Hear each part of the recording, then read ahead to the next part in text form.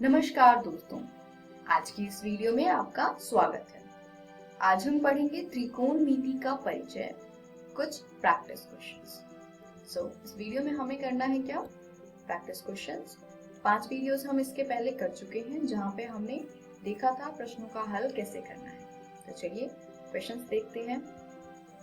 प्रश्न 1, यदि sign a घटा b बराबर है 1/2 के तथा cos a जमा b बराबर है 1/2 के तथा a जमा b का मान 0 डिग्री तथा 90 डिग्री के बीच में, तो a और b का मान ज्ञात कीजिए।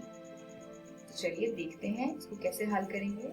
सबसे पहले आप मुझे ये बताइए, क्या आप बता सकते हैं कि किस अध्याय का प्रश्न है? यहाँ पे आपको दिख रहा है कि साइन a घटा b बराबर 1/2 दिया हुआ है और 1/2 साइन किसी पर्टिकुलर एंगल पर वैल्यू देता है, यानी कि हमें पता है साइन 30 डिग्री का मान 1/2 होता है। तो ये प्रश्न कहाँ से है? जहाँ पे हमने टेबल पढ़ा था पूरा, जहाँ 0 डिग्री, 30 डिग्री, 45 डिग्री, 60 डिग्री तथा 90 डिग्री पे हमें अलग अलग त्रिकोणमितीय अनुपात के मान देखे थे, यानी कि ये प्रश्न है 8.3 अध्याय से। चलिए हल करते हैं। सबसे पहले साइन a घटा b बराबर दिया हुआ है 1/2 के। तो आप देख सकते हैं बाएं तरफ में साइन है त्रिकोणमितीय अनुपात, तो हमें दाईं तरफ भी साइन त्रिकोणमितीय अनुपात ही चाहिए। तो अब आप टेबल देख करके ये पता कीजिए कि साइन वाले टेबल में 1/2 कब आता है। तो ये आता है 30 डिग्री पर, यानी साइन a घटा b बराबर हो जाएगा साइन 30 डिग्री के, क्योंकि साइन 30 डिग्री बराबर होता है 1/2 के। अब क्योंकि साइन a घटा b बराबर है साइन 30 डिग्री के और दोनों ही तरफ साइन है, तो इसके कोण भी बराबर होंगे, यानी a घटा b बराबर है 30 डिग्री। इसको हम देंगे समीकरण 1 का। दूसरा देखते हैं हम। दूसरा क्या है? cos a जमा b बराबर है 1/2 के। अब क्योंकि बाईं तरफ cos त्रिकोणमितीय अनुपात है, तो हम cos वाला टेबल देखेंगे और ये देखेंगे कि cos का मान 1/2 कब आता है। तो ये आता है 60 डिग्री, यानी cos a जमा b बराबर हो जाएगा cos 60 डिग्री के। अब क्योंकि cos है दोनों तरफ, तो दोनों के कोण भी बराबर होंगे, यानी a जमा b बराबर होगा 60 डिग्री के। इसको देंगे हम समीकरण 2 का नाम। अब आपको पता है दो समीकरण हमें मिला है, a घटा b बराबर 30 डिग्री तथा a जमा b बराबर 60 डिग्री। तो इसको हम समीकरण हल करने की जो टेक्निक्स हमने पहले पढ़ा था, प्रतिस्थापन विधि एक्सेट्रा, उसका प्रयोग करके इसको हल कर सकते हैं। आप जब इसको हल करेंगे तो आपको a का मान 45 डिग्री तथा b का मान 15 डिग्री प्राप्त होगा। चलिए अगला प्रश्न देखते हैं। अगला प्रश्न है, cot 85 डिग्री जमा cos 75 डिग्री को 0 डिग्री और 45 डिग्री के बीच के कोणों के त्रिकोणमितीय अनुपातों के पदों में व्यक्त कीजिए। तो आप देख सकते हैं प्रश्न पहले से जो दिया हुआ है वो 45 डिग्री और 90 डिग्री के बीच में है और हमें इसको हल करके कुछ इस प्रकार लिखना है कि 0 डिग्री और 45 डिग्री के बीच में आ जाए। हम चाहें तो त्रिकोणमितीय अनुपातों को बदल सकते हैं। तो इस प्रकार के प्रश्नों को हल करने के लिए हम किसका प्रयोग करेंगे?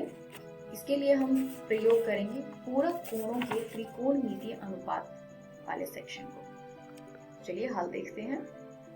cot 85 डिग्री जमा cos 75 डिग्री। 85 को हम लिख सकते हैं 90 - 5 तथा 75 को हम लिख सकते हैं 90 - 15। तो ये हो जाएगा cot 90 degree minus 5 degree plus cos 90 degree minus 15 degree. अब पूरक कोणों वाले फॉर्मूलों को याद कीजिए, उनमें सूत्र cot और cos का देखिए। cot 90 डिग्री माइनस थीटा बराबर होता है tan थीटा के तथा cos 90 डिग्री माइनस थीटा बराबर होता है sin थीटा के। यानी प्रश्न में दिया हुआ cot तथा cos त्रिकोणमितीय अनुपात बदल जाएंगे tan तथा sin में। तो ये बराबर हो जाएगा tan 5 डिग्री जमा sin 15 डिग्री। तो आप देख सकते हैं कि अब जो कोण है वो 0 डिग्री तथा 45 डिग्री के बीच में है। चलिए अगला प्रश्न देखते हैं। प्रश्न 3, सिद्ध कीजिए कि cos A बटे में 1 जमा sin A जमा 1 जमा sin A बटे में cos A बराबर है 2 गुने sec A। तो अब ये प्रश्न कौन से अध्याय का है? ये प्रश्न है 8.4 अध्याय का, जहाँ पे हमने त्रिकोणमितीय सर्वसमीकरण, तो हमें यहाँ पे त्रिकोणमितीय सर्वसमीकरणों का प्रयोग करना है तथा इस प्रश्न का हल करना है। चलिए हल देखते हैं। सबसे पहले हम वाम पक्ष को लेंगे, यानी दाएं तरफ के पद को लिखते हैं, जो है cos A बटे में 1 जमा sin A जमा 1 जमा sin A बटे में cos A। अब आप देख सकते हैं प्रश्न पहले से cos तथा sin की फॉर्म में है और इसको हम फर्दर रिड्यूस नहीं कर सकते किसी और फॉर्म में। तो यहाँ पे हम इसको क्या कर सकते हैं, हम यहाँ पे इसका एलसीएम ले सकते हैं। एलसीएम लेने के बाद हमें प्राप्त होगा cos वर्ग A जमा 1 जमा sin A का होल वर्ग बटे में 1 जमा sin A गुने में cos A। अब ऊपर आप देखेंगे तो 1 जमा sin A का होल स्क्वायर है, यानी कुल वर्ग था यहाँ पे। तो यहाँ हम सब समीकरण का प्रयोग करेंगे, जो है a plus B whole square. उसका प्रयोग करके हमें प्राप्त होगा cos वर्ग a जमा 2 sin a जमा sin वर्ग a बटे में 1 जमा sin a गुने में cos a। अब यहाँ पर cos वर्ग a तथा sin वर्ग a अंश में आपको दिख रहा होगा, इसको एक साथ लिखते हैं। तो अगर हम इसको रीअरेंज करें तो ये इस प्रकार हमें प्राप्त होगा cos वर्ग a जमा sin वर्ग a जमा 1 जमा 2 गुने में sin a बटे में 1 जमा sin a गुने में cos a। अब cos वर्ग a जमा sin वर्ग a एक सर्व समीकरण है जिसका मान क्या होगा 1, यानी cos वर्ग a जमा sin वर्ग a बराबर 1 के होता है। ये हमने अपनी 5वीं वीडियो में पढ़ा था, इसका हम प्रयोग करेंगे। इसको हम रिप्लेस करेंगे अगर 1 से, तो हमें प्राप्त होगा 1 जमा 1 जमा 2 गुने sin a बटे में 1 जमा sin a गुने में cos a। अब 1 जमा 1 को जोड़िए तो ये प्राप्त होगा 2 जमा 2 गुने sin a बटे में 1 जमा sin a गुने में cos a। अब आप अंश में देखें तो 2 पद हैं और दोनों ही पद में 2 उभयनिष्ठ हैं, तो 2 को उभयनिष्ठ करके बाहर लिखेंगे। तो ये आ जाएगा 2 ब्रैकेट में 1 जमा sin a बटे में 1 जमा sin a गुने में cos a। अब अंश में भी 1 जमा sin a है तथा हर में भी 1 जमा sin a है, इसको हम काट सकते हैं। इसके बाद बच क्या गया है 2 बटा cos a। अब आपको पता है कि 1 बटा cos a किसके बराबर होता है, sec a के। तो 2 बटा cos a किसके बराबर हो जाएगा, 2 गुने sec a के, जो कि बराबर है दाएं पक्ष। यानी इस प्रकार हमने बाएं पक्ष को दाएं पक्ष के बराबर सिद्ध कर दिया है त्रिकोणमितीय सर्वसमीकरणों का प्रयोग करके।